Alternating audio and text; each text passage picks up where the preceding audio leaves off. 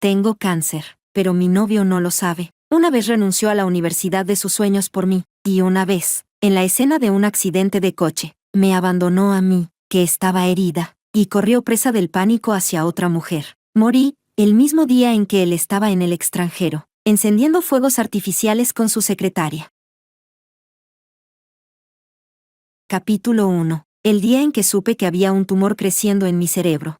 Manuel me pidió matrimonio. Mi mente era un caos. Por un instante, sospeché que lo sabía todo. Antes de que pasaran siquiera 30 segundos, se levantó del suelo, volvió a guardar la caja del anillo en el bolsillo y me miró con indiferencia. Petición de mis padres. Si no aceptas, entonces olvídalo. La opresión en mi pecho se alivió al instante. Claro, siempre le había gustado bromear conmigo. Esta vez, seguramente pensó que yo estaba usando a mis padres como palanca para presionarlo a casarse. Por eso montó esta propuesta, solo para humillarme. Retiré en silencio la mano que había extendido y le sonreí. ¿Y si acepto, te casarías conmigo?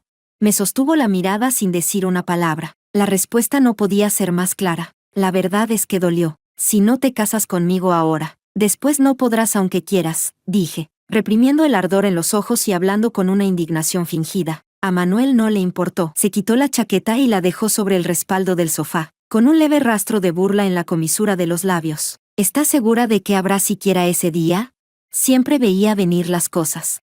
En efecto, yo no viviría para ver ese día. Capítulo 2. Por la noche, me senté en el borde de la cama, absorta en mis pensamientos. Manuel cerró su portátil, cerró los ojos para aliviar el cansancio y luego se levantó. Levantó la manta y se acostó. Por costumbre, me dio la espalda, dejando entre nosotros el espacio justo para que cupiera una almohada. No puedes fingir la postura al dormir. Llevábamos 8 años juntos, y aún así no lograba acostumbrarse a dormir en la misma cama conmigo. Frente a él, siempre había sido descarada, incluso cuando no quería. Yo me acercaba a escondidas después de que se quedara dormido. Me pegaba a su espalda y rodeaba su cintura con los brazos. Incluso nuestra primera vez fue algo que le rogué sin pudor. Yo tenía 20 años entonces. Recuerdo vagamente aquel día, llovía a cántaros. Las densas gotas de lluvia golpeaban la ventana, crepitando sin parar. El aire era frío y húmedo. Me quité la chaqueta ligera y caminé lentamente hacia él, y lo abracé. Él se quedó allí, sin moverse, bajo la camisa blanca de un chico. Su cintura era tan delgada, tan estrecha. A diferencia de mí,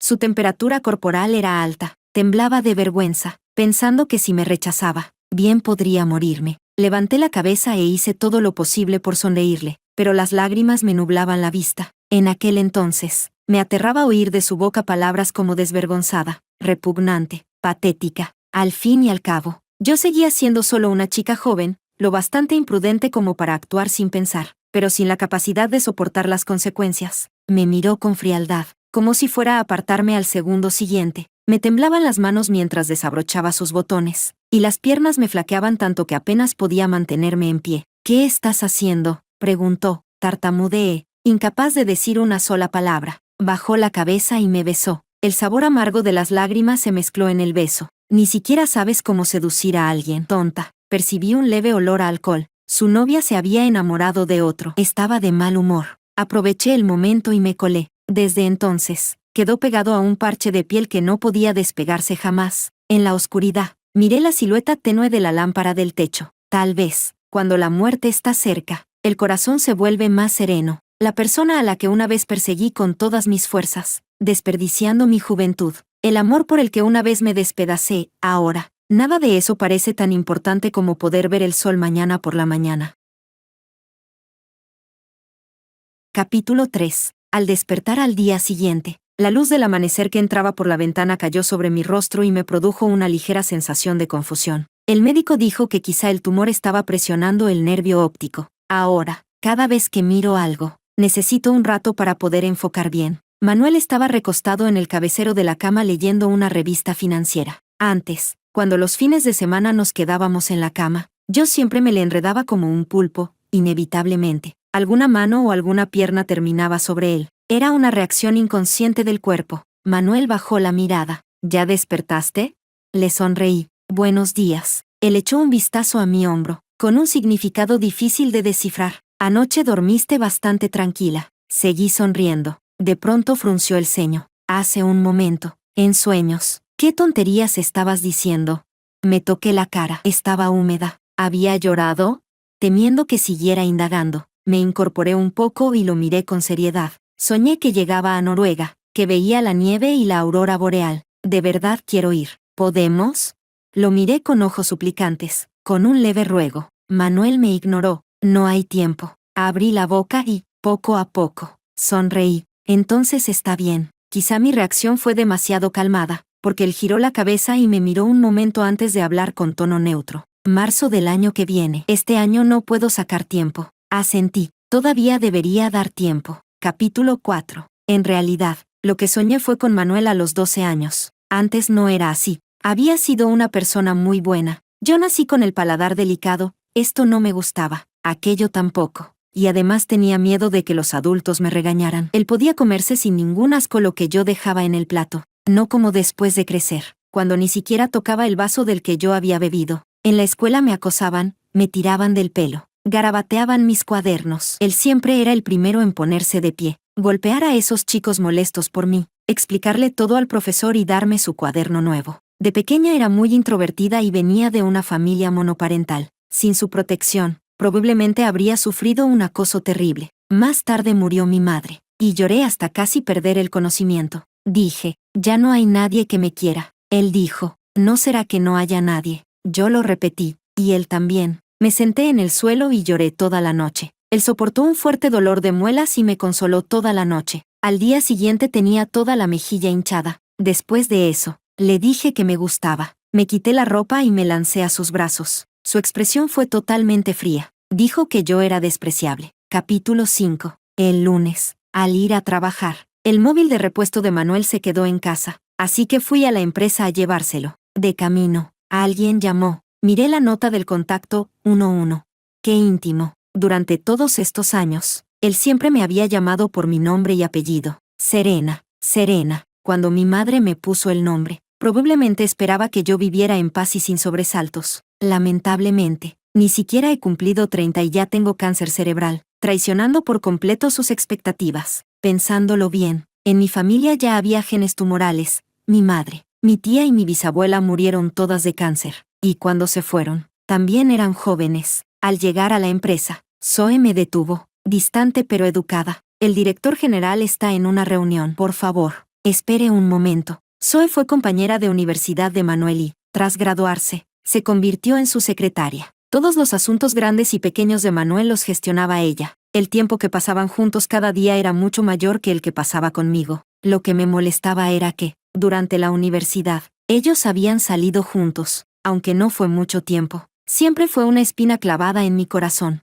En el círculo que compartíamos Manuel y yo, todos pensaban que delante de él yo era caprichosa y exagerada, posesiva como protegiendo comida, sin permitir que ninguna mujer se le acercara, pero ni siquiera me atrevía a mencionar la idea de despedir a Zoe. Aún recuerdo con claridad lo poco dispuesto que estuvo Manuel a terminar con ella. En aquel entonces, Manuel estaba completamente abatido y me miró con una frialdad que nunca antes le había visto. ¿Es que solo sabes usar a mis padres para presionarme?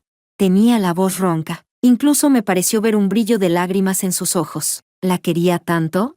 Aquella vez me quedé atónita durante mucho tiempo. Él siempre había sido reservado. Jamás lo había visto preocuparse tanto por alguien. En el pasado, quizá me habría enfadado. Habría esperado hasta que terminara la reunión para que Manuel saliera y, delante de Zoe, habría hecho alarde de nuestra intimidad. Pero esta vez, le entregué el móvil de repuesto a Zoe y le pedí que se lo devolviera a Manuel después de la reunión. Le asentí levemente con la cabeza y me di la vuelta para marcharme sin más. En el rostro de Zoe apareció un leve atisbo de sorpresa. Capítulo 6. Después de jubilarse, los padres de Manuel se mudaron de nuevo a la vieja casa, apartada y tranquila. Yo iba a visitarlos todos los meses, pero Manuel no estaba muy dispuesto. A mis padres siempre les has gustado más tú que yo, dijo sin levantar la vista mientras leía un contrato. Con que vayas tú es suficiente. Mi madre quedó embarazada sin casarse. No sé quién es mi padre. La madre de Manuel y la mía eran mejores amigas. Después de que mi madre muriera, fueron ellos quienes me criaron. Les estoy muy agradecida, y siempre he intentado portarme bien. Incluso podría decirse que he tratado de complacerlos. Complacer a la tía, complacer al tío, complacer a Manuel. La mala relación de Manuel con sus padres se debe, en gran parte, a mí. Él no sabe que, en realidad, La que vivía de prestado bajo un techo ajeno era yo. En aquel entonces, sus padres no aprobaron que estuviera con Zoe porque descubrieron que, por ese tiempo, ella era mantenida por alguien. Las fotos como prueba se las pusieron delante, pero a él no le importó. Zoe tenía sus razones. Eso fue lo que dijo. Entonces la tía, con rabia y decepción, me señaló: antes que dejarte buscar a esas mujeres de mala calaña de afuera, mejor que estés con Serena. Al menos es una chica limpia y decente. Manuel sonrió con frialdad. Si tanto les gusta, cásense ustedes con ella. Salí de mis recuerdos y lo convencí con tono suave. Si vamos juntos, ellos estarán más contentos. El tono de Manuel no cambió. Con que ustedes estén contentos es suficiente. Cedí, lo miré un rato. Me levanté y tomé el bolso. Hay comida en la cocina. Acuérdate de comer. Sin alzar la cabeza, respondió: vale, ten cuidado en el camino. Para llegar a la vieja casa había que conducir 3 horas. Yo tengo la boca dulce. Con un par de frases hice reír a carcajadas a los 2 ancianos. Ayudé a la tía a remover la tierra y a abonar. Sembré semillas de rábano y también armé el soporte para las plantas de guisantes. Sudé bastante y, sin darme cuenta, me quedé dormida apoyada sobre la mesa de piedra del huerto. Cuando desperté, ya era el atardecer. Tenía el abrigo del tío sobre los hombros y varios picotazos de mosquito en los brazos. El cielo del ocaso ardía como fuego, con un calor suave. Después de cenar, llegó la hora de irme. La tía me pidió que cuidara bien de Manuel. Le dije que sí. El tío añadió: tú también cuídate. Te ves un poco demacrada. A veces basta una frase de preocupación dicha al pasar para que se te humedezcan los ojos. Contuve la acidez en la nariz y sonreí. La próxima vez no trasnocharé. En el camino de regreso me di cuenta de que, a partir de ahora, quizá ya no podría conducir sola. Los ataques de dolor de cabeza eran cada vez más frecuentes. Capítulo 7. Jorge es mi médico tratante. Me aconsejó que me hospitalizara. En la etapa avanzada, la frecuencia de los dolores de cabeza podría aumentar cada vez más, y algunas personas incluso desarrollan epilepsia persistente. Negué con la cabeza. Si llega a ese punto, probablemente ya me habría suicidado. Tú lo sabes, no soporto el sufrimiento. Me miró frunciendo el ceño durante un rato y, al final, suspiró. Yo no me atrevía a conducir, así que fue él quien me llevó de vuelta. En el camino, Jorge me miró por el retrovisor. ¿Todavía no lo sabe? Él, evidentemente, se refería a Manuel. Asentí. Aún no sé cómo decírselo. Guardó silencio un momento. Me cuesta imaginar cuál sería su reacción. Solté una risa. Probablemente se alegrará de que la segunda mitad de su vida sea libre. Lo que Manuel más debe lamentar en esta vida es haberme tocado en segundo año de la universidad. De lo contrario, no habría terminado siendo presionado por mí y por sus padres para que se hiciera responsable. Jorge me lanzó una mirada de reojo y negó con la cabeza. En ese entonces le mentí. Le dije que después de emborracharte aceptaste estar conmigo. Justo llevaba en el brazo la ropa que habías usado la noche anterior, y él malinterpretó que había pasado algo entre nosotros. Se enfadó muchísimo. Yo dije: se enfadó porque sus padres lo obligaron a romper con Zoe. Jorge chasqueó la lengua. Digan lo que quieran. El cielo se fue oscureciendo poco a poco. Al pasar por la plaza deportiva, un grupo de jóvenes llenos de vitalidad sudaba a mares en la cancha de baloncesto. Por un instante, me quedé atónita. Para un momento, le dije a Jorge: aún no quiero volver. ¿Tú sabes jugar? No, quiero ver un partido. Jorge dudó. Sé jugar al ping-pong. Al baloncesto hace años que no lo toco. Tras insistirle una y otra vez, Jorge se remangó y, a regañadientes, salió a la cancha. Tenía brazos y piernas largos. Salvo un poco de torpeza al principio, no estorbó demasiado. Cuando encestó un triple precioso, no pude evitar gritar. Jorge se secó el sudor de la frente y se giró hacia mí con aire triunfante. No muy lejos, vi una figura familiar. Vestía camisa y pantalones de traje, con las mangas arremangadas hasta los codos, y observaba la cancha con expresión indiferente. Yo sabía que, en el lado externo de su brazo, había una larga y feroz cicatriz. La dejó en el accidente de coche. Al salvarme, una herida de 20 centímetros, una fractura, tornillos de acero. Desde entonces, debido al daño nervioso que afectó la movilidad de sus dedos, ya no pudo volver a jugar al béisbol ni al baloncesto, deportes que antes le encantaban. Incluso un simple vaso de agua le resultaba difícil de sostener. Capítulo 8. Esa mano había bloqueado para mí una piedra mortal que atravesó el parabrisas. Por eso me sentí culpable durante mucho tiempo. Cuando terminó el partido, Jorge chocó la mano con sus compañeros y, empapado en sudor, caminó hacia mí. Le tendí la chaqueta. Vámonos, se quejó, con aire agraviado. ¿Ganamos y ni un sorbo de agua?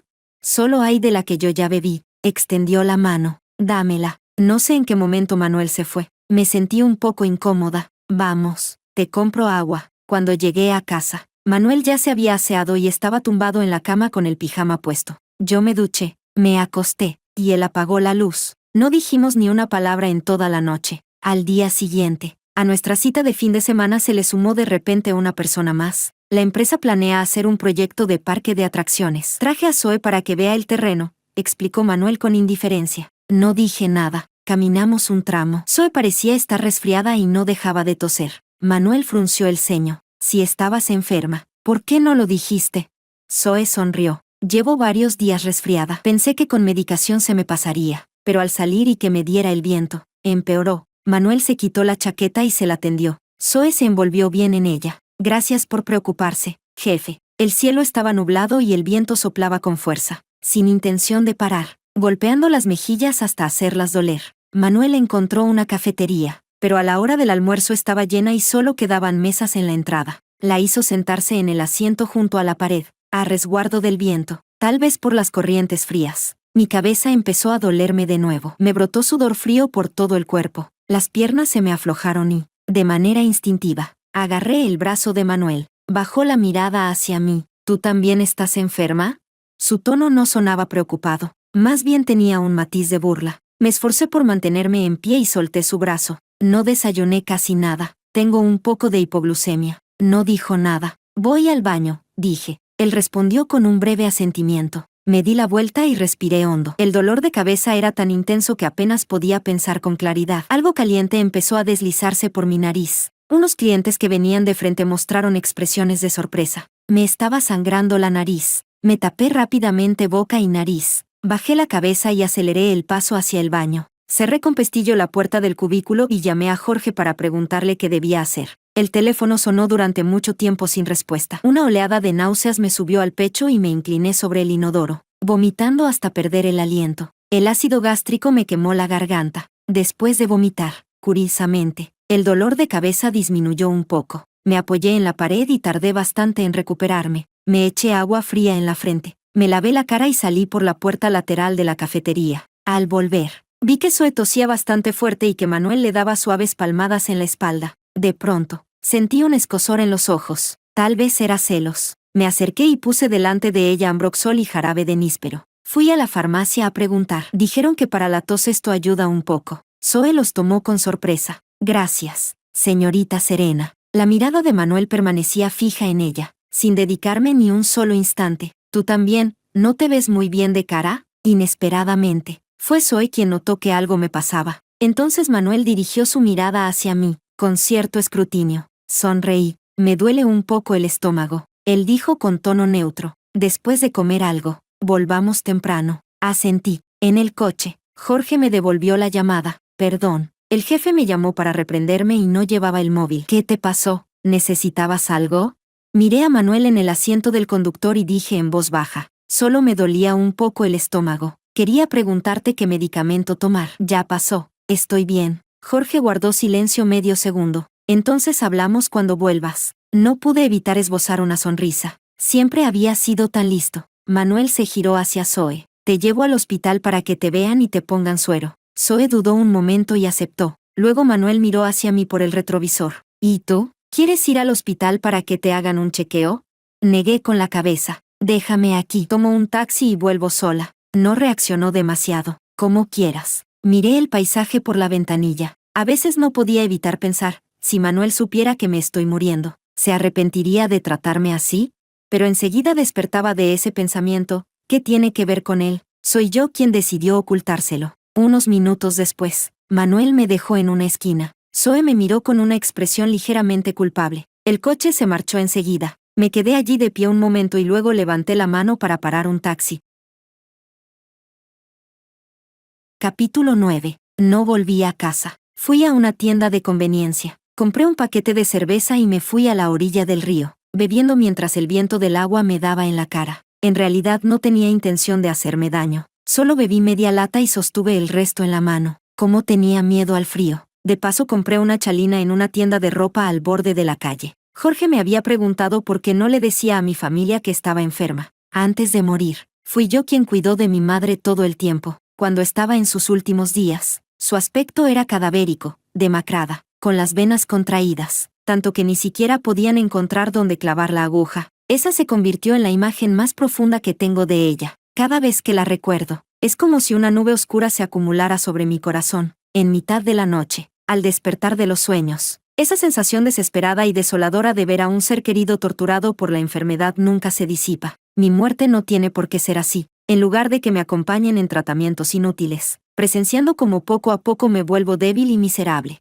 Prefiero que me recuerden sana y hermosa. Después, Jorge puede decirles que me fui con dignidad, que hoy en día la medicina está muy avanzada y que no sufrí demasiado. Me quedé sola durante mucho tiempo, abrazándome las piernas y dormitando un rato, sin darme cuenta. El cielo ya estaba a punto de oscurecer. Al encender el móvil, vi muchas llamadas perdidas. Elegí una cualquiera y devolví la llamada. La voz de Manuel sonaba irritada, como si quisiera devorarme viva. Te llamé tantas veces. ¿Por qué no contestabas?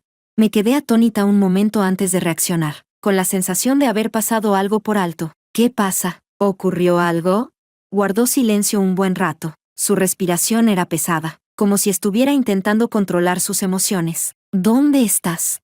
Miré alrededor. En el muelle del río Lu, dijo. No te muevas de ahí, voy a recogerte. Me envolví bien la chalina y esperé obedientemente en el mismo lugar. Manuel llegó más rápido de lo que imaginaba. Tras detener el coche, caminó a grandes pasos hasta mí, recorriéndome con la mirada como si buscara algo. Al comprobar que no me había pasado nada, se calmó. ¿Qué haces aquí?, preguntó, justo cuando iba a responder. Estornudé. Su expresión se volvió sombría y se quitó la chaqueta para envolverme con ella. En realidad no la quería. Después de todo, esa chaqueta había estado al mediodía sobre los hombros de Zoe. Incluso percibí vagamente el aroma de su perfume. Lo seguí por detrás y, a escondidas, me quité la chaqueta. Manuel abrió la puerta del coche y, de repente, se giró hacia mí, frunciendo el ceño. ¿Qué pasa?, dije en voz baja. Zoe la usó. Lo que ella ha usado, yo no lo quiero. Llámalo quisquilloso si quieres. Total, me queda tan poco tiempo, no hace falta que sigas siendo tan sensata, ¿verdad? ¿Quién dice eso? Agarró la chaqueta y volvió a envolverme con ella. Entrecejo. Sin embargo, se relajó. Aunque ella la haya usado, tienes que ponértela. ¿No te basta con estar ya lo suficientemente delicada?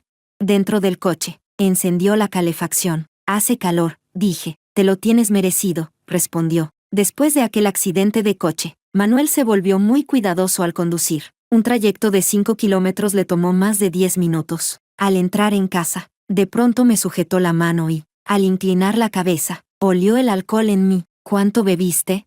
Una lata. Claramente no me creyó. Quise explicarme, pero al abrir la boca estornudé varias veces seguidas. Puso la mano sobre mi frente para comprobar la temperatura. ¿Tienes fiebre? Quizá por estornudar tan fuerte, algo volvió a salir de mi nariz. Manuel frunció el ceño. ¿Qué te pasa? Negué con la cabeza y me tapé la nariz con la mano. Tal vez me pasé de calor. La sangre empezó a salir a borbotones, como un grifo mal cerrado. La expresión de Manuel cambió de inmediato. Me hizo levantar la cabeza y apretar las aletas de la nariz. Entró al dormitorio y sacó algodón médico para taparme las fosas nasales. Me miraba fijamente, con movimientos cuidadosos y meticulosos. La hemorragia nasal fue cediendo poco a poco. Mi cara y mi cuello estaban pegajosos de sangre. Manuel trajo una toalla caliente y me limpió con cuidado. Al llegar al pecho, su mano se detuvo levemente. Tiré de su manga. Había una mancha de sangre del tamaño de un lunar. Te manché. No le dio importancia. Me miró a la cara y volvió a fruncir el ceño. ¿Un estornudo y ya te sangra la nariz? ¿Eres una muñeca de porcelana? Asentí, admitiéndolo con franqueza. Soy bastante débil. Decía la verdad. Me observó un momento. ¿Has adelgazado? ¿Todavía recordaba mi peso? Manuel fue a la cocina y preparó un tazón de fideos fragantes. Luego me miró hasta que me los terminé enteros. Hacía mucho que no me sentía tan llena. Tenía el vientre abultado, tan hinchada que apenas podía moverme. Trajo el pijama. Se agachó para cambiarme los zapatos. Al inclinar la cabeza, los mechones de su flequillo le cubrían los ojos, y su expresión parecía paciente y suave. Por un instante, creí haber vuelto al pasado. En aquella época, como era quisquillosa con la comida y estaba desnutrida, él dejó de consentirme y, a la fuerza, corrigió mis hábitos alimenticios. En realidad, Había muchas cosas que quería preguntarle. Aquel año había sacado tan buenas notas. Claramente podía haber entrado en una de las 5 mejores universidades del país. ¿Por qué se quedó en nuestra universidad 985 de bajo nivel? En ese momento dijo que era porque estaba lejos de casa y así no lo molestarían sus padres. ¿Era verdad? ¿O era que temía que yo, yendo sola a estudiar a otra ciudad, me quedara aislada y sufriera acoso? Pero al final no pregunté nada. Manuel recibió una llamada, se puso de pie y se apartó un poco. Su tono y su expresión eran muy suaves. Sí, ya la encontramos. Hay cosas que están predestinadas. Si él no hubiera venido a nuestra universidad, no habría conocido a Zoe. Aunque más tarde Zoe no pudo soportar la presión y terminó con otro chico. Después de tantos años, esas 2 personas seguían, al fin y al cabo, conectadas por el corazón. Manuel, no me queda mucho tiempo. Acompáñame hasta el final de este tramo, y entonces podrás liberarte. Capítulo 10. Dentro de un mes será mi cumpleaños. En los últimos días he notado claramente que mi estado físico empeora, la dosis de analgésicos es cada vez mayor, pero el dolor, en cambio, es cada vez más intenso. Jorge también me dijo que mi situación no era optimista. Me aferré a Manuel, repitiéndole una y otra vez al oído, ¿me llevas a ver la aurora boreal? Sí. ¿No habíamos quedado en el año que viene? Respondió, no puedo esperar. ¿Sabes qué simboliza la aurora boreal? Representa la buena fortuna. Quien la ve recibirá la felicidad de toda una vida. Manuel, ya harto de que lo acosara, cedió. Está bien. ¿De verdad? Sí. Mis ojos se iluminaron de golpe. Lo abracé con fuerza por el cuello y le di un beso en la punta de la nariz. Manuel se quedó atónito un instante. Todo su cuerpo se tensó, aunque no me apartó. Capítulo 11. Nuestra relación mejoró bastante. La manifestación más directa fue que Manuel se volvió más feroz. Aunque antes nuestra frecuencia tampoco era baja. Últimamente se notaba que ponía mucho más empeño. Dejando eso a un lado, yo apreciaba mucho este tiempo. Si no existieran esos enredos confusos entre hombres y mujeres, al menos, él era un hombre cumplidor. La vida siempre está llena de imprevistos. Después de aguantar tanto, por fin se acercaba mi cumpleaños. Ese día salí a comprar algunas cosas para el viaje al extranjero y, en el camino, me dio un fuerte dolor de cabeza. Una moto eléctrica me atropelló. Me acurruqué en el suelo, pálida como el papel. El conductor se asustó muchísimo y quiso llamar a una ambulancia, pero lo detuve y marqué el número de Jorge. Hoy se suponía que debía descansar. Jorge llegó muy rápido. Me levantó del suelo, donde me retorcía de dolor. Me subió al coche y me administró un sedante. Poco a poco me recuperé. Incluso tuve ánimo para bromear. Cuando muera, te dejaré la mitad de mi herencia. Eres más responsable que mi novio. En medio de todo, me lanzó una mirada fulminante. ¿Quién quiere tu herencia? Entonces, ¿qué quieres? Tampoco tengo nada digno de mención. Pensó un momento. Prepárame una comida. La verdad es que, cuando te perseguí al principio, fue porque cocinabas demasiado bien. Le he cocinado a Manuel durante tantos años y nunca se enamoró de mí. Fuimos al mercado a comprar ingredientes y, con un corazón agradecido, me dispuse a lucirme. Jorge estaba apoyado con tranquilidad en la puerta de la cocina mirándome, hasta que lo llamé para que me ayudara. A mitad de la cocción, Manuel me llamó por teléfono. ¿Qué pasó? Hoy alguien de la empresa dijo que te vio en la calle y que te atropellaron. Me quedé un poco desconcertada. No esperaba que lo supiera. Fue un pequeño accidente. No pasó nada. Respiró hondo. ¿Dónde estás ahora? Jorge me pasó los camarones ya limpios. Les quité la vena y la cabeza, sabiendo que era tan engorroso. Habría comprado directamente camarones pelados. Al oír su voz, Manuel quedó en silencio. No tuve más remedio que decir. Jorge me ayudó. Estoy en su casa cocinándole. Entonces parece que no es nada grave, dijo con voz grave. Y colgó. Jorge y yo nos miramos. Se encogió de hombros. Por la noche, Manuel volvió muy tarde. Yo salté alegremente hasta él y le tendí la leche caliente. ¿Qué día vamos a Noruega? Así puedo reservar los billetes. Manuel alzó la vista hacia mí. No tomó la leche ni dijo nada. En ese silencio, tuve un presentimiento. En efecto, bajó la mirada. Lo siento. Hay un proyecto complicado en Reino Unido que nos han asignado y debo ir personalmente. Desde el inicio hasta la finalización. Llevará al menos medio año. Sin darme cuenta, apreté con fuerza el vaso. Si hubiera sido antes, claro que podría haberlo entendido. El trabajo es lo primero. La carrera va antes. Eso lo sé. Soy caprichosa.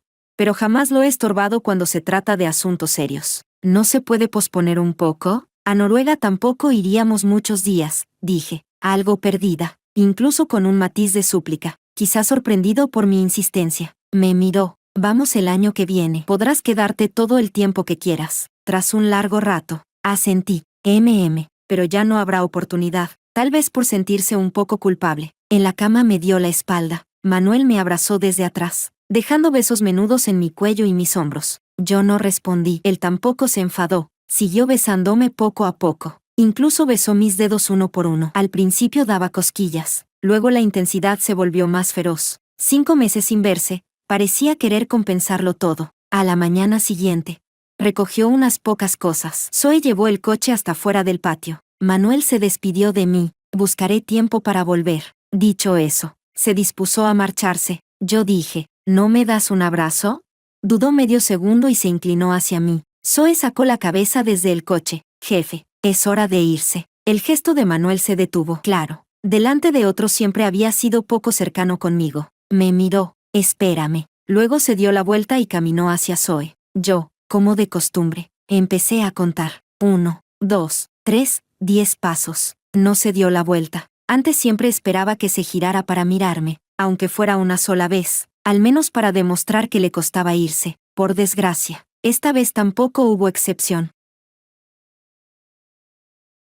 Capítulo 12. Dormí durante mucho tiempo. Cuando desperté de nuevo, ya era de madrugada. La noche estaba fría como el agua, y toda la ciudad permanecía en silencio. Manuel me envió un mensaje para avisar que había llegado sano y salvo, diciendo que ya estaba en Reino Unido. No respondí. Ya no podía volver a dormir, así que me senté en la cama abrazando mis piernas. En realidad, estaba bien. Desde el principio no quería que supiera de mi enfermedad. Ahora que se había ido al extranjero, tampoco sabría que yo había muerto. En ese estado de aturdimiento, recordé muchas cosas del pasado. Cuando era pequeña tenía mala salud. Era propensa a las alergias y sufría rinitis. No soportaba el polvo. Cada vez que me tocaba hacer limpieza en la escuela, él venía a nuestra clase a barrer el suelo y limpiar la pizarra por mí. En invierno, cuando me caí en la nieve, fue él quien me puso los guantes y me cargó a la espalda para llevarme a casa. Cuando me resfrié, me dolía la garganta y no podía comer. Y no había adultos en casa. Fue él quien cocinó gachas. Sopló cucharada por cucharada hasta que se enfriaron y me las dio de comer. Y aquella vez del accidente de coche, si no se hubiera interpuesto delante de mí, probablemente ya estaría muerta. Cada vez que me trataba mal, esos recuerdos de lo bien que me había tratado antes lo compensaban todo. Así, día tras día, año tras año, una cosa iba neutralizando a la otra, y luego volvían a acumularse. Yo seguía queriéndolo mucho, porque hay recuerdos que necesitan muchísimos momentos malos para poder borrarse, y muchos de los gestos buenos que él tuvo conmigo simplemente no se podían borrar. Descalza, entré en el estudio de Manuel. Rara vez me permitía entrar allí. En un rincón polvoriento de la estantería encontré un cuaderno de dibujos. Cierto, antes a Manuel le gustaba mucho dibujar. Entre todo tipo de bocetos, encontré una frase. Sé que Serena no tiene madre y da pena, pero no me gusta. La letra era algo infantil. La había escrito Manuel cuando era niño. Dudé un momento, y seguí pasando páginas. Desde que ella llegó a casa, en los ojos de papá y mamá solo existe ella. Cuando vamos en coche, cómo se marea. Mamá siempre la lleva en brazos. Lo que a mí me gusta comer, a ella no le gusta. Así que papá y mamá solo cocinan lo que a ella le gusta. Yo me enfermé y nadie se dio cuenta. Sentí una opresión repentina en el pecho. Así que, después de que yo apareciera, la tía y el tío lo habían descuidado tanto. Y en aquel entonces, él también era solo un niño. Alguien ajeno apareció de la nada y le arrebató la atención y el cariño de sus padres. ¿Por qué iba a ser generoso? Las entradas del diario fueron haciéndose más frecuentes. Recogió un gatito mojado por la lluvia. No logró salvarlo y lloraba a sollozos. La abracé, y enseguida se aferró a mí. Me manchó de lágrimas y mocos, toda sucia. Papá y mamá se olvidaron de mi cumpleaños, pero ella no. Fue por toda la clase anunciándolo. Hizo que el profesor y todos cantaran para mí. No levanté la cabeza en todo el rato. ¡Qué vergüenza! Le dije que no me llamara hermano mayor, pero no me hizo caso. Yo no soy su hermano. ¿Ser su hermano significa tener que cederle todo? Eso es lo que dicen mis padres. ¿Será que a cualquier chico lo llama hermano? En todo el cuaderno había sobre todo dibujos. Solo cuando ocurría algo importante escribía una entrada. Hoy le escuché decirle a la tumba del gatito, si no lo complazco, tengo miedo de que el tío y la tía me echen. En ese momento, creo que me sentí bastante triste. Se me humedecieron los ojos. Cuando era pequeña, Deseaba con todas mis fuerzas que el tío, la tía y él fuéramos una familia. Mi amor por Manuel también se mezcló con esa obsesión. Yo ansiaba demasiado tener un hogar, pero eso no significa que no lo haya amado de verdad. Después de hacerse adulto, Manuel casi no volvió a escribir diarios. En la última página solo había una frase: parece que ella cree que estaba borracho. Idiota, un hombre borracho no puede. Las hojas estaban viejas y pegadas. Arranqué la penúltima página y encontré otra entrada. Zoe se parece bastante a mí. En ella encuentro muchas similitudes. Incluso las manchas del alma son iguales. Tal vez podría hacerla mi novia. Me quedé paralizada un instante. Así que al final descubrió que Zoe era su alma gemela. Resultó que el recuerdo de mi infancia no era el mismo que el suyo. Resultó que yo había sido un obstáculo para él en tantas cosas. Tomé el bolígrafo y escribí unas palabras en la contraportada del cuaderno de dibujos. Lo siento. Capítulo 13. El dolor de cabeza volvió a atacar. Cuando duele, me duele todo el cuerpo. ¿Será que los analgésicos ya no sirven? Miré a la persona reflejada en el espejo. Para ser sincera, no se veía bien. Las mejillas redondeadas de antes ya habían desaparecido por completo. A Manuel no le gustaban las chicas con aire de hermanita menor. Quizá así sí le gustaría yo. Incluso decir que parezco su tía no sería exagerado. Torturada por el dolor, temblando sin poder calmarme, con la mente cada vez más confusa, no pude evitar querer llamar a Manuel. Mis dedos tocaron su número, pero al final no presioné llamar. Soy una persona muy egoísta, con muchos pensamientos oscuros y mezquinos. Sabía perfectamente que Manuel no me quería, y aún así lo forcé a estar conmigo. Lo até con la responsabilidad. Esta vez, no. Esta vez lo dejaré pasar. Capítulo 14. El día de mi cumpleaños. Manuel me llamó muchas veces. Miré la pantalla del móvil encenderse y apagarse una y otra vez. Al final, contesté. ¿Por qué tardaste tanto en atender? Su voz sonaba algo ruidosa al otro lado. Estaba dormida, dije en voz baja. ¿Comiste pastel?, preguntó. Asentí. Sí. ¿Lo pasaste con mis padres? ¿Cómo iba a permitir que la tía y el tío me vieran así ahora? Así que les mentí. Les dije que había salido de viaje, que quería conocer otra cara del mundo y que tardaría mucho en volver. No, sonreí. Lo celebré con amigos. Guardó silencio un segundo. Jorge.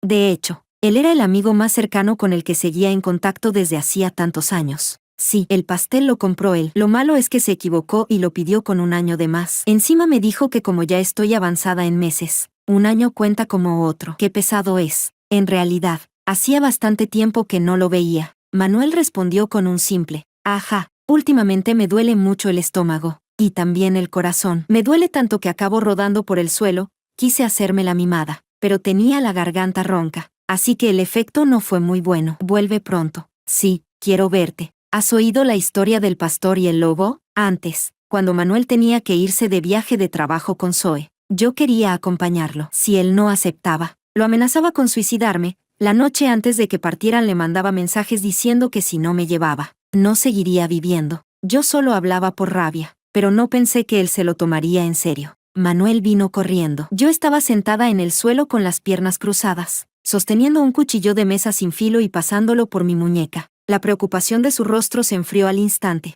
Desde entonces, cada vez que yo decía que me encontraba mal, a los oídos de Manuel solo le sonaba a fastidio. Cuanto más le pedía que regresara, menos quería volver. Eso lo tenía muy claro.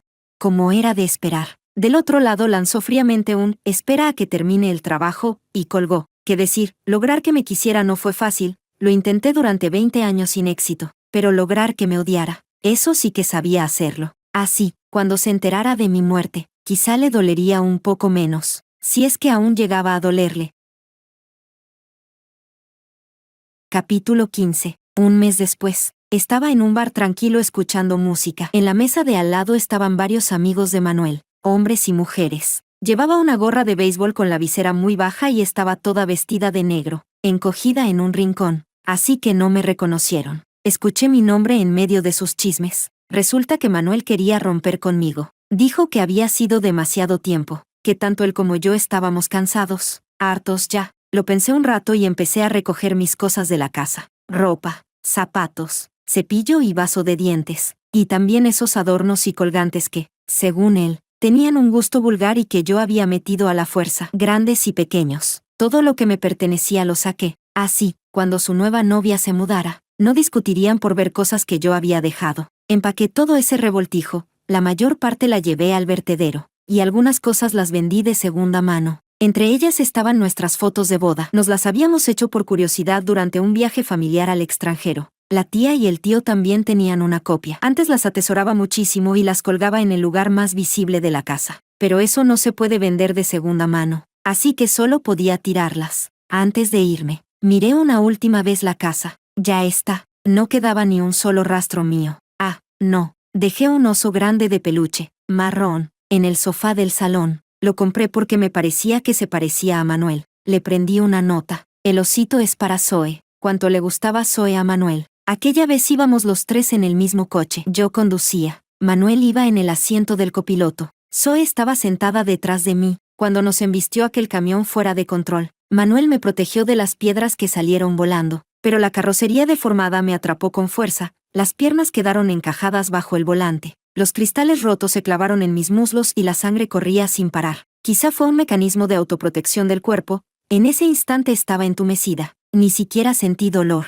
Desde atrás llegó el gemido de dolor de Zoe. Manuel, sin importarle su brazo fracturado, bajó del coche, le abrió la puerta y la sacó en brazos. Solo después tuvo margen para ocuparse de mí. No sabía cuándo había vuelto Manuel al país, ni por qué nadie me lo dijo. Cuando lo vi bajar de un taxi en la entrada del complejo residencial, me quedé pálida, tan nerviosa que no sabía qué hacer. Solo pensaba en una cosa, no podía dejar que me viera así. Tal vez notó mi mirada, porque como por instinto giró la cabeza hacia donde yo estaba. Me di la vuelta y aceleré el paso, un poco torpemente. Alquilé un pequeño apartamento cerca. Cuando llegué a casa, por fin solté un suspiro de alivio. En ese momento, entró la llamada de Manuel. Seguramente había vuelto a casa y descubierto que yo no estaba. Me calmé un poco y atendí. Hola.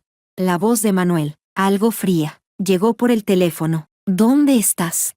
No respondí. Volvió a preguntar, con un deje de presión. ¿Dónde estás? Tenía la cabeza hecha un lío y me inventé una excusa al azar. Me fui de viaje. Él soltó una risa fría. ¿Un viaje y te llevas todas tus cosas? Pensé que habían robado en casa. ¿Qué significa esto? Quiero mudarme a vivir sola. Aspiró suavemente. Cuando volvió a hablar, la irritación en su voz casi traspasaba la pantalla. Te lo pregunto por última vez, ¿dónde estás?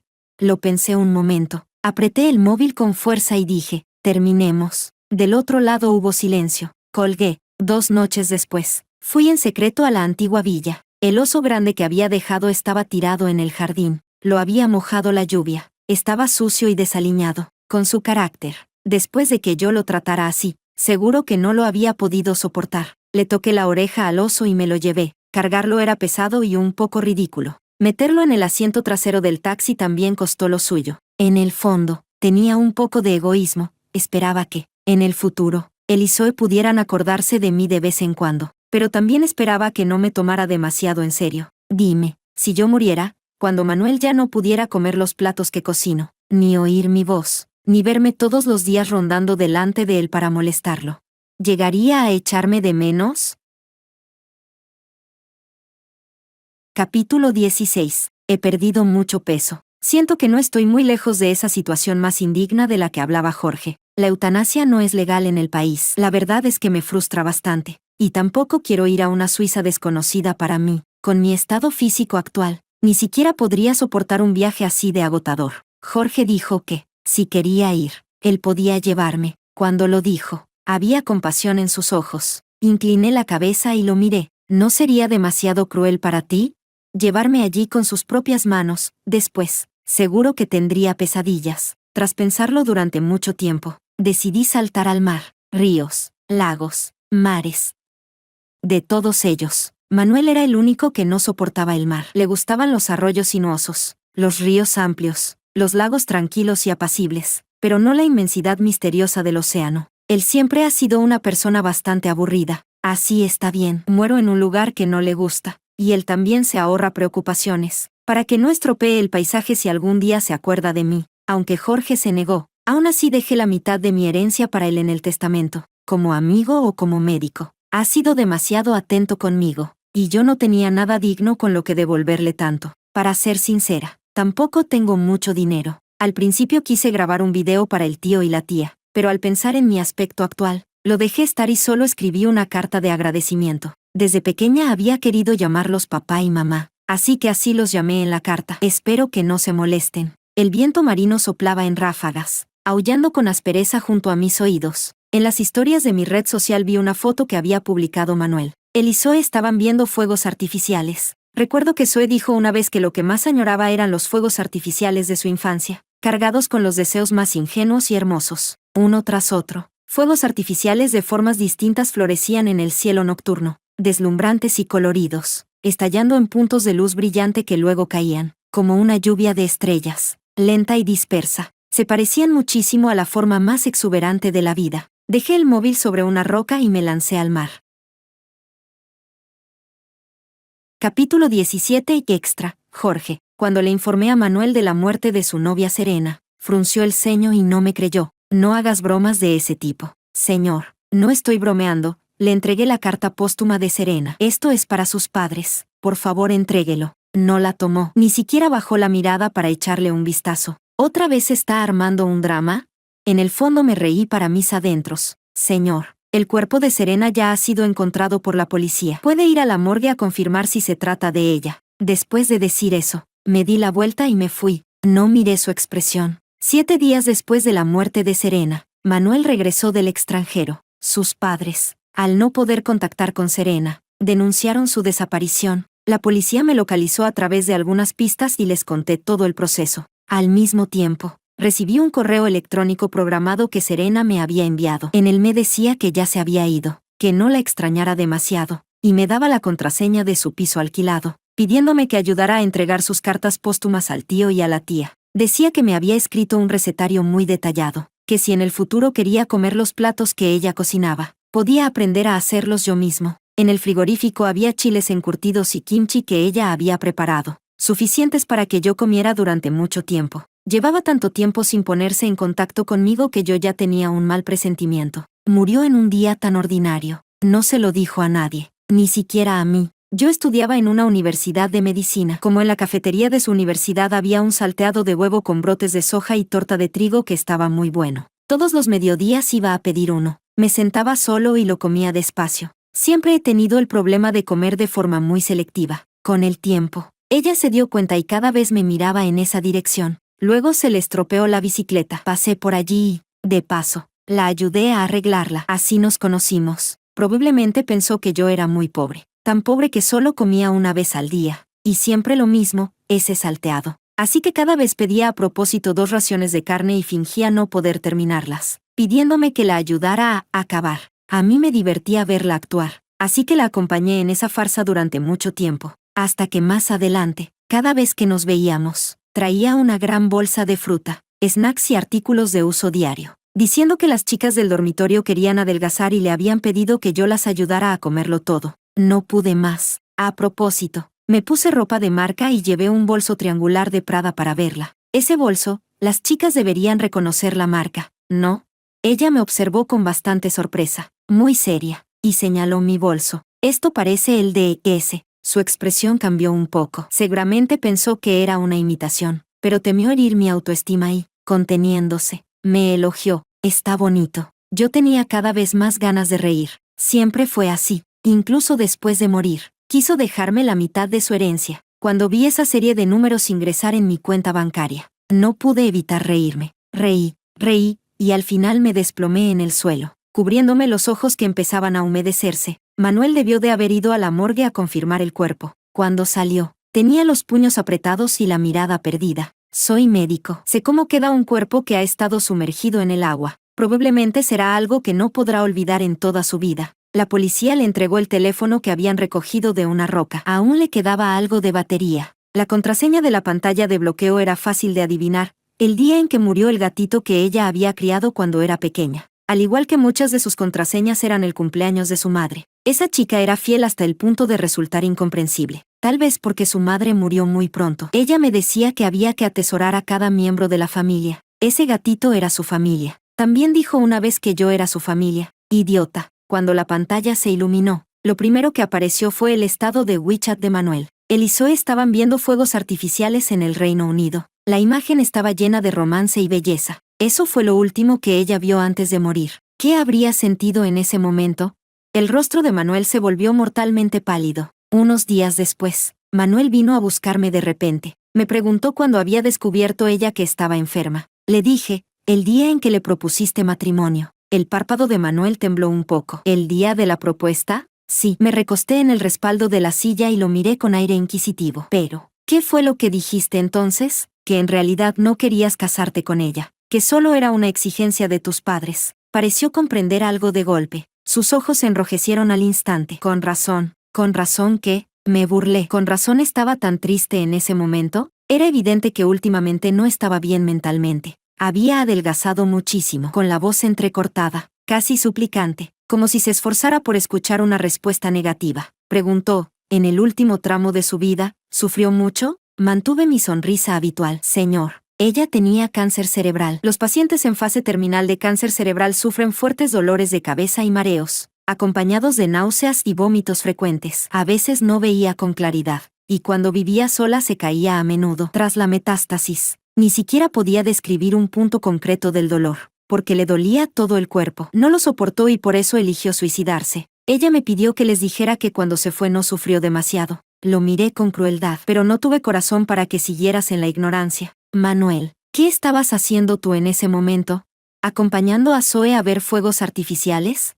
Ah, por cierto, hubo una vez que tú, Zoe y ella salieron juntos. En una tienda le dio un ataque de dolor de cabeza. Le empezó a sangrar la nariz delante de todos. Así que se escondió en el baño y aguantó hasta sentirse un poco mejor antes de salir a verlos. Dije, te llamó por teléfono en ese momento, pero yo tampoco pude contestar. Manuel levantó la cabeza de golpe y me miró. Sus ojos estaban llenos de incredulidad. Sonreí ligeramente, pero comparado con ella, tú estabas claramente más preocupado por el resfriado de la señorita Zoe. El rostro de Manuel se volvió ceniciento. Durante mucho tiempo no pudo reaccionar. La enfermera llamó suavemente a la puerta. Doctor Jorge, hay familiares de un paciente que quieren verlo. Pasé a su lado y salí. Fuera de la puerta estaban los padres de Manuel. Su madre tenía los ojos hinchados de tanto llorar y necesitaba apoyarse en su padre para poder mantenerse en pie. Usted es el médico tratante de Serena y también su amigo. ¿Puede decirnos si de verdad Serena tenía cáncer? La madre extendió la mano hacia mí. La voz le temblaba. ¿Por qué no nos dijeron nada? Me apresuré a sostenerla del brazo. Tía, mis condolencias. En ese último periodo nadie la acompañó. Nadie se ocupó de ella. Lo aguantó todo sola. Qué triste debió de ser, dijo la madre. Y las lágrimas volvieron a caer. Saqué el discurso que ya tenía preparado. Tía, no esté tan triste. Hoy en día la medicina está muy avanzada. Serena no sufrió demasiado. Simplemente no quería pasar sus últimos días dependiendo de medicamentos y máquinas para mantenerse con vida. Por eso eligió saltar al mar. A ella le gustaba mucho el mar. Para ella fue una liberación. No quería que ustedes sufrieran por su culpa. Por eso no les dijo nada. El padre se quedó atónito, con los ojos enrojecidos, y dijo con un sollozo, ¿de verdad fue así? Asentí. Ella dijo que quería que lo que quedara en sus recuerdos fuera la imagen de ella bonita y sana.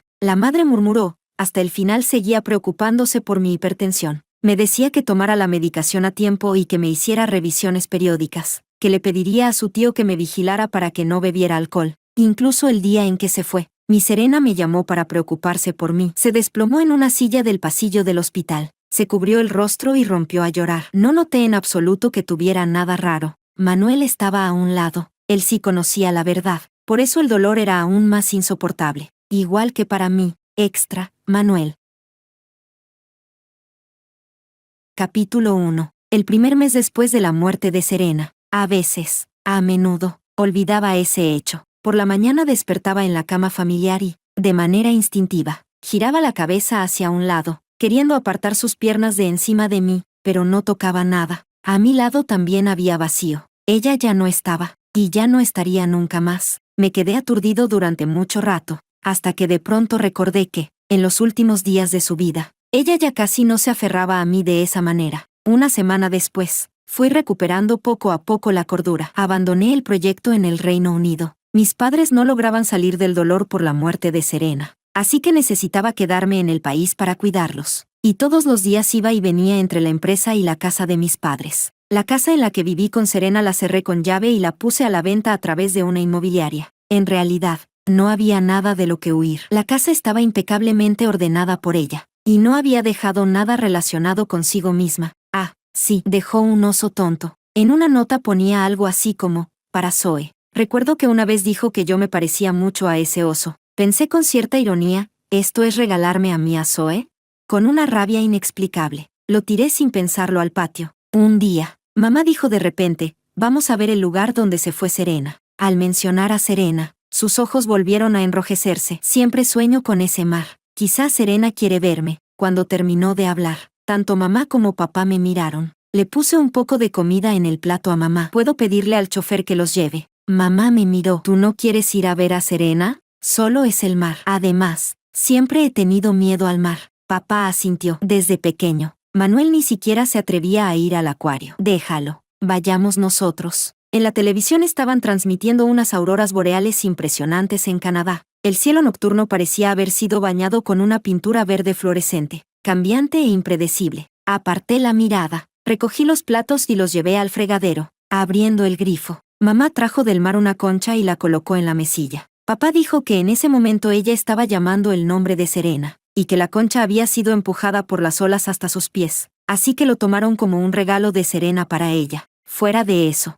la vida seguía como siempre. Capítulo 2. Zoe tosió una vez durante la reunión. Levanté la vista hacia ella. Sal. Zoe se quedó paralizada. Todos en la reunión me miraron con sorpresa. Ella, muy nerviosa, se disculpó apresuradamente, se tapó la boca y salió a toda prisa de la sala. Retiré la mirada e indiqué al empleado que estaba en el estrado que continuara con la presentación del PPT. Zoe se escondió en la zona del café para secarse las lágrimas. Me acerqué en silencio. Le serví una taza de café y se la tendí. En la empresa, controla tus emociones. Zoe la tomó, algo descompuesta. Gracias, jefe. Yo sostenía mi café y estaba a punto de irme cuando la oí decir, no estoy llorando por lo que pasó en la reunión. Con voz ronca continuó, solo recordé la última vez que hablé con Serena. Me compró medicinas y me dijo que con eso la tos se me curaría más rápido. En ese momento, ella también debía de estar sufriendo. ¿Verdad, jefe? ¿Sabe? Aquella vez del accidente de coche, Serena te vio sacarme del vehículo. Su expresión era muy triste, una tristeza que solo otra mujer puede entender.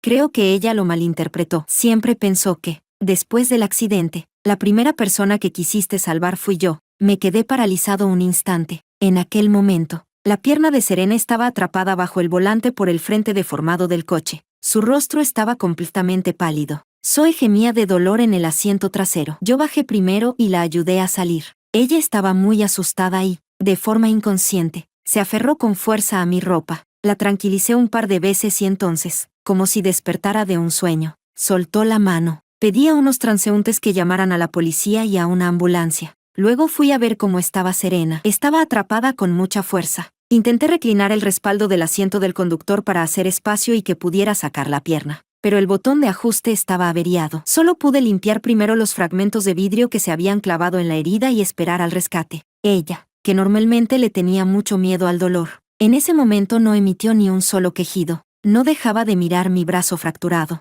diciendo que ella estaba bien, que de verdad estaba bien. Pero más tarde, al llegar al hospital y ver a Jorge, rompió a llorar de dolor con los ojos enrojecidos. En ese instante entendí que, en su corazón, quizá yo no era tan digno de confianza como Jorge. Zoe dijo en voz baja, pero yo sé que primero me ayudaste a salir porque querías reclinar el asiento para darle espacio a ella. ¿Verdad? No respondí. Por la noche, vi en el móvil una notificación. ¿Qué tan doloroso es suicidarse saltando al mar? Alguien compartía en los comentarios su experiencia personal. A mitad del proceso se arrepiente uno. Lucha, pero ya no hay vuelta atrás. Es una desesperación absoluta. Esa sensación de querer respirar y acabar aspirando agua de mar en los pulmones. Las vías respiratorias ardiendo de dolor. No terminé de leer. Desde ese día empecé a pasar noches enteras sin dormir. Cuando no podía conciliar el sueño, cocinaba, limpiaba la casa, planchaba cada prenda hasta dejarla impecable. Una mañana, mamá se levantó temprano y vio una mesa llena de platos. Se quedó muy sorprendida. Probó un bocado y sus ojos se humedecieron. ¿Sabe cómo lo que hacía Serena? Me llevé un trozo de cerdo estofado a la boca. El sabor familiar llenó mis labios y dientes, pero en el pecho surgió una oleada de tristeza, como si se hubiera activado un recuerdo profundamente enterrado en mi mente. Antes de esto, nunca había cocinado. Entonces, ¿por qué podía hacer platos con un sabor tan parecido al de ella? De repente me di cuenta de que todo lo que estaba haciendo eran cosas que Serena solía hacer. Cada una de ellas era un hábito suyo cuando sufría de insomnio.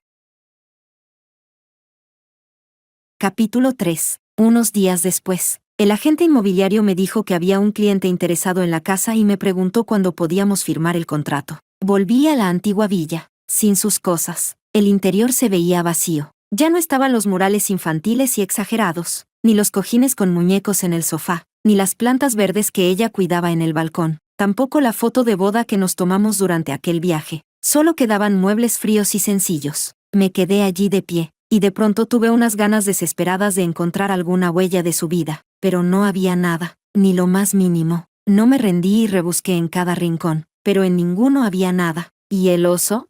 Corrí atropelladamente hacia una esquina del patio, pero el oso también había desaparecido hacía tiempo. Quizá el personal de limpieza lo había tirado como basura. La última cosa que me había dejado, también la perdí por mis propias manos. Regresé a casa y saqué la ropa que ella me había comprado en el pasado. La extendí por toda la cama, de todos los tamaños, y luego me acosté encima. No intenté forzar el sueño, pero me dormí muy pronto. Sentí vagamente una respiración muy suave junto a mi oído, como la de un gatito, intermitente y ligera. Ese sueño fue inusualmente largo. La puerta se abrió, se oyeron pasos. Me desperté de golpe. Salí de la habitación a grandes zancadas y bajé las escaleras. En el instante en que vi a la persona, el corazón me dio un vuelco, pero solo era el agente inmobiliario. Detrás de él venía el cliente que quería ver la casa. Al verme, se sorprendió un poco y sonrió. Ah, el señor también está aquí. Perfecto. Así pueden conocerse. Me cubrí los ojos y respiré hondo. Lo siento, la casa no la puedo vender. Fui a buscar a Jorge. Le pregunté por la última vivienda en la que había vivido Serena. Me observó en silencio durante un momento y luego sonrió. Esa casa ya la compré yo. No lo pienses más. Me quedé sin aliento. Se levantó y caminó hasta quedar frente a mí. Sé que quieres encontrar sus pertenencias. Saber cómo pasó ella ese último periodo de su vida. No tienes esa oportunidad. Guardé silencio un rato y luego levanté la vista para mirarlo. En realidad, te envidio mucho. ¿Envidio qué? En lo que a ella respecta. Tú siempre supiste más que yo. Envidio que, cuando se lastimaba o tenía un problema, la primera persona en la que pensaba eras tú, no yo, cuando claramente, antes de que aparecieras, la única persona de la que dependía era yo. Jorge sonrió despacio. Manuel, eso es porque no lo merecías. Capítulo 4. Volví otra vez a la villa, pero desde aquel día, ya no pude volver a sentir su presencia. Empecé a recordar muchas cosas. A mi madre no le gustaba Zoe y también temía que yo volviera a estar con una chica como ella. Así que se esforzó al máximo por emparejarme con Serena. Aquel día, había bebido un poco con unos amigos. Cuando regresé a casa, ella entró de repente en mi habitación, como un conejito empapado por la lluvia, con los ojos enrojecidos. No entendía nada, y aún así se atrevió a desabrocharme la camisa. En ese instante pensé, mira, mis padres quieren que esté con ella, y ella de verdad ha venido. Esa noche debió de tener mucho miedo. Estuvo temblando todo el tiempo, y después no dejó de llorar. Más tarde, le pedí matrimonio. Su expresión fue muy compleja: sorpresa, vacilación, duda, pero no había alegría. Así que pensé que ella no quería casarse conmigo, y por eso dije aquella frase que, cada vez que la recuerdo, me hace arrepentirme hasta que todo el cuerpo me duele. Nunca imaginé que esas palabras acabarían cumpliéndose como una maldición. Al día siguiente, fui al estudio con la intención de ordenar algunas cosas importantes, y en un rincón de la estantería vi un álbum de dibujo grueso. Lo abrí antes de que Serena llegara. Mi infancia había sido en realidad muy solitaria. La mayor parte del tiempo me la pasaba tumbado solo, dibujando. Después de que ella llegó, convertí ese álbum en un diario. En él solo había cosas relacionadas con ella. En la universidad, al volver a encontrar ese álbum, añadí unas cuantas líneas más de manera casual. Cerré el álbum y estaba a punto de guardarlo cuando, de pronto, en la contraportada vi una caligrafía reciente. Lo siento. Era la letra de Serena. De repente, mis manos empezaron a temblar. ¿Lo había visto? ¿Se suicidó porque leyó este diario? Desde pequeño me exigieron ser una persona correcta. Así que, aunque sentía que la chica adoptada por mi familia me había arrebatado atención y cariño, aunque la odiaba, aunque no quería que apareciera, aún así tenía que interpretar el papel de un buen hombre, cuidarla, protegerla. Mis padres no me permitían tener mal genio. Tampoco me permitían tener egoísmo. Cuando era niño, bastaba con que rompiera un juguete para que me miraran con decepción. Después conocí a Zoe, y en ella encontré puntos en común. Tenía una madre que favorecía a los hijos varones. Su hermano menor tenía leucemia y no había dinero para tratarlo. Ella se ofreció voluntariamente a ser mantenida por un hombre casado. para sacarle dinero y dárselo a su madre, para que ésta pudiera tratar a su hermano. Una vez, después de llamar a su familia, yo la vi en el momento de colgar. Mostró una expresión de repugnancia y murmuró en voz baja que ojalá estuvieran mejor muertos. Al darse la vuelta y verme, se quedó atónita, sin saber cómo explicarse. Más tarde, su hermano realmente murió. Ella se liberó de esa carga y también rompió con aquel hombre. Pero en la universidad empezaron los rumores, fotos suyas entrando y saliendo de hoteles con aquel hombre ya mayor se difundieron por todas partes. Ella explicó que era su tío, pero nadie le creyó. Una chica con tan mala reputación, con solo acercarse un poco a un hombre, ya provocaba habladurías. Esta vez, yo era el protagonista masculino del escándalo. En el momento en que mi madre me señaló furiosa y me reprochó todo, de repente me sentí cansado, muy cansado, extremadamente cansado. Ella dijo que prefería que estuviera con Serena. Yo me reí. Si a ustedes les gusta tanto, entonces cásense ustedes con ella. Mi madre me dio una bofetada. Serena venía detrás de mí, quería hablar, pero no se atrevía. Mis padres están tan lejos. ¿Cómo iban a saber lo de Zoe y yo? Bajé la cabeza y la miré con frialdad. ¿Es que solo sabes usar a mis padres para obligarme? Serena se apresuró a explicar que no había sido ella. Y en efecto, no había sido ella. Solo un profesor de la universidad que conocía a mi madre. Pero yo no le pedí disculpas a Serena. En aquel momento, no quería verla. A su lado apareció, no sé cuándo, otro hombre, Jorge, de la Facultad de Medicina.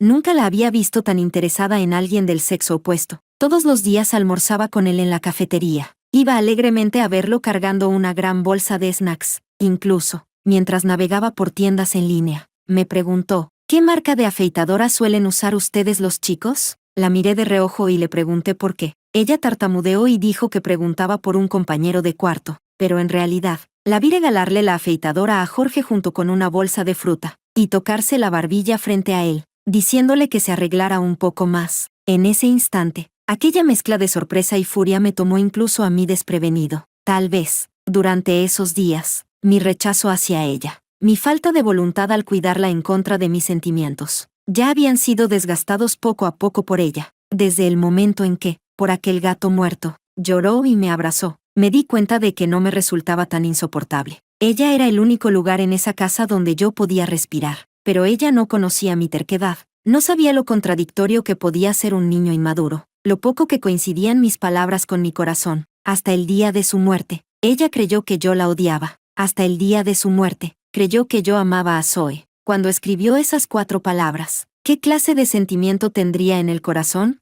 Todo el dolor que había ocultado deliberadamente, todo aquello que había evitado a propósito, cada detalle en el que la herí y la traicioné, el sufrimiento que soportó sola por el cáncer y el miedo a la muerte inminente, todo eso se abalanzó sobre mí como una marea devastadora. Me arrodillé en el suelo, sosteniendo aquel diario entre las manos, y me encogí llorando desconsoladamente, como un niño.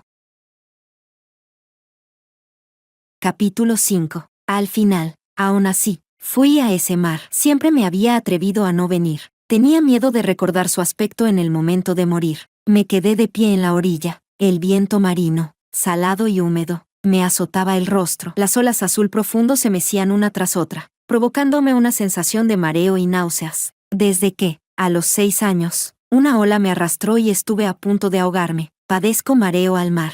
Y Serena, presosamente, murió en el mar. Las olas lamían el empeine de mis pies, como si me guiaran hacia un destino más profundo. 1 paso, 2 pasos. La última imagen que ella vio antes de morir fue la foto de fuegos artificiales que publiqué en mi estado de WeChat. Yo solo pensé que esos fuegos artificiales tan deslumbrantes se parecían a las auroras que ella quería ver, pero no imaginé que Zoe le daría me gusta. Desde entonces, en el corazón de ella, eso se convirtió en el romance entre Zoe y yo. Cuando la línea del mar se acercaba cada vez más, una llamada telefónica me despertó de golpe. Cuando reaccioné, el agua ya me llegaba hasta la cintura. Tomé el teléfono, era mi madre. Contesté y, para evitar que oyera el viento y el sonido de las olas, tapé el micrófono. ¿Qué pasa? La voz de mi madre sonaba cansada. Mientras dormía, la concha se cayó de repente al suelo y me despertó. De pronto quise llamarte. ¿Cuándo vuelves a casa? ¿Qué quieres cenar esta noche? ¿La concha?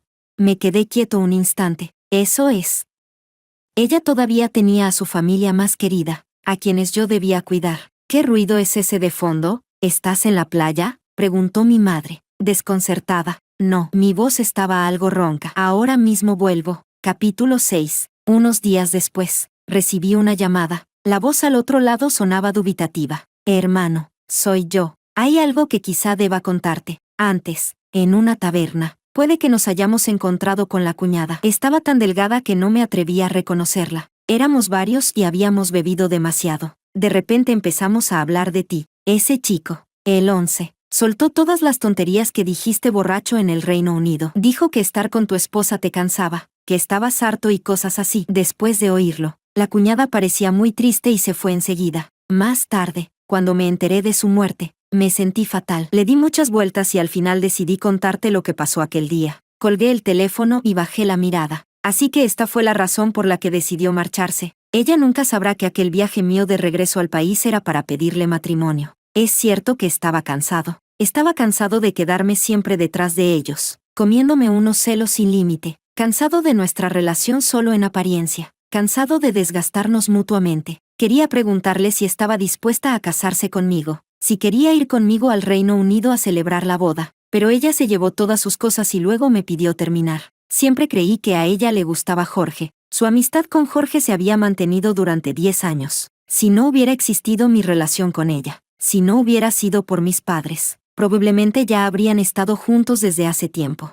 Así que, cuando me pidió romper, di por hecho que se iba para estar con Jorge. No fue hasta este momento que entendí cuánta decepción había ido acumulando hacia mí. Aquella vez que Zoe se resfrió, le puse un abrigo sobre los hombros. No es que no viera la tristeza en los ojos de Serena, simplemente la ignoré a propósito, porque la noche anterior me había encontrado con ella y Jorge en el estadio. Jorge marcó un gol en el campo y ella vitoreó emocionada. En ese instante, sentí unos celos intensos. Mi mano, debido a una lesión nerviosa, ya no podía volver a jugar al baloncesto, y ella, sin embargo, iba a ver jugar a otros. Cuando se le aflojaron las piernas y se apoyó en mi brazo, incluso me burlé de ella, para obligarme a ceder. Desde pequeña solía fingir estar enferma o indispuesta, pero yo debería haberlo sabido. Desde aquella vez en que me engañó con un intento de suicidio, nunca más se atrevió a bromear con su salud.